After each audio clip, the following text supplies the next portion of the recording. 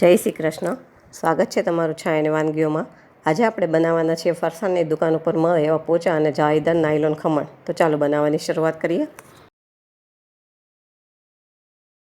તેને માટે મેં એક વાસણમાં 1 કપ ચણાનો લોટ ચાળીને લીધો છે. આને માટે તમે ઘરનો કે તૈયાર કોઈ બી ચણાનો લોટ લઈ શકો છો.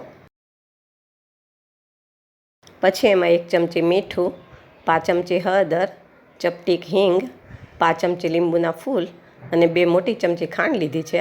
અને પછી એમાં જરૂર પ્રમાણે પાણી લઈ અને આપણે એક બેટર તૈયાર કરવાનું છે. હવે આપણે આ બેટરને વિસ્કરથી એક જ ડાયરેક્શનમાં ફેટવાનું છે. આમાં જ્યાં સુધી અંદર લીંબુના ફૂલ અને ખાંડ ન ઓગળી જાય ત્યાં સુધી આપણે આવી જ રીતે એને ફેટતા રહીશું.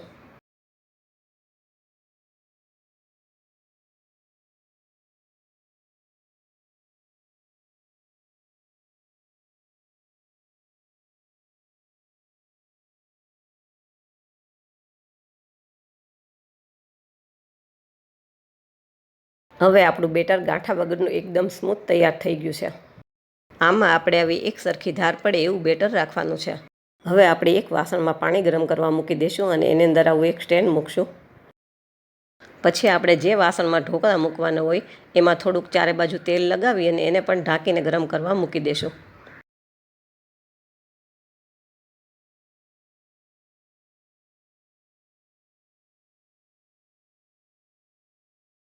હવે આપણને ખાતી વખતે ઢોકળા ડ્રાય ન લાગે એટલા માટે એમાં 1 પાવડું તેલ અને 1 નાની ચમચી ઇનો ફ્રૂટ સોલ્ટ નાખશું.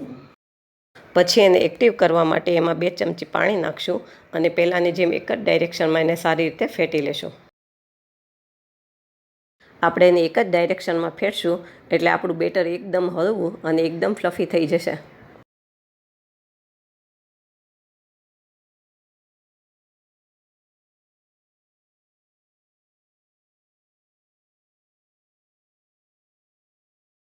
હવે આપણું પાણી ગરમ થઈ ગયું છે તો આપણે આ બધા જ બેટરને વાસણમાં નાખી દઈશું.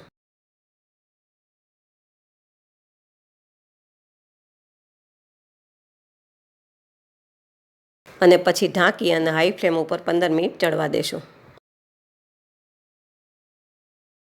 હવે 15 મિનિટ પછી આપણે આવી રીતે ઢોકળાને છરીથી ચેક કરી લેશું. આપણી છરી કોરી નીકળે છે, મતલબ કે આપણા ઢોકળા ચડી ગયા છે. તો આપણે ગેસ બંધ કરી અને ઢોકળાને થોડા ઠંડા થવા દઈશું.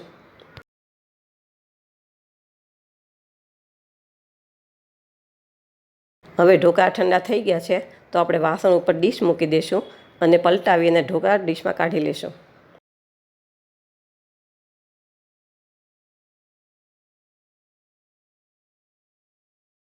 હવે તમે જોઈ શકો છો આપણા ઢોકળા એકદમ સોફ્ટ બન્યા છે.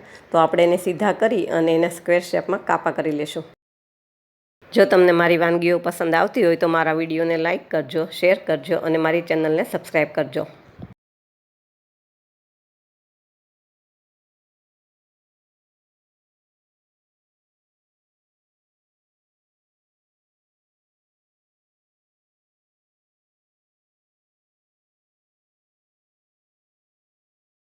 હવે આપણે ઢોકળાનો વઘાર કરશું.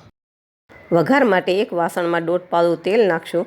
તેલ ગરમ થાય એટલે એમાં 1 ચમચી રાઈ નાખી અને એને સારી રીતે ફૂટવા દઈશું. આમાં આપણે જીરું નથી નાખવાનું, ખાલી રાઈ જ નાખવાની છે.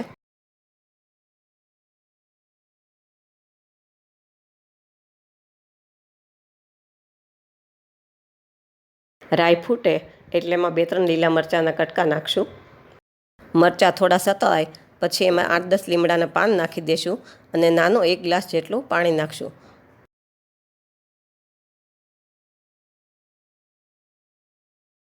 પછી આપણે એમાં પાણીના ભાગનું જ મીઠું નાખવાનું છે. તો અડધી ચમચી મીઠું, 2 ચમચી ખાંડ અને અડધું લીંબુ નીચોવશું ને ખાંડ ને પાણી ઉકળે ત્યાં સુધી વઘારને ઉકળવા દેશું.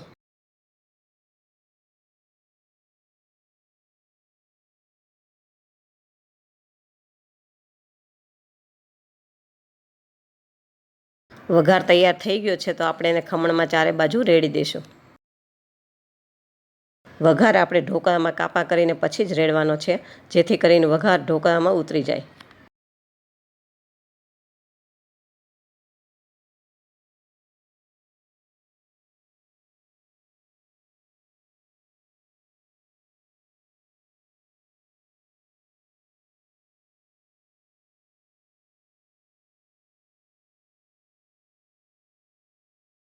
તમે જોઈ શકો છો આપણા ઢોકળા નરમ અને એકદમ સોફ્ટ તૈયાર થયા છે ને. જો તમને આવી કોઈ બી વાનગી શીખવી હોય તો મને કમેન્ટ બોક્સમાં કહેજો. ફરી મળીએ એક નવી વાનગી સાથે.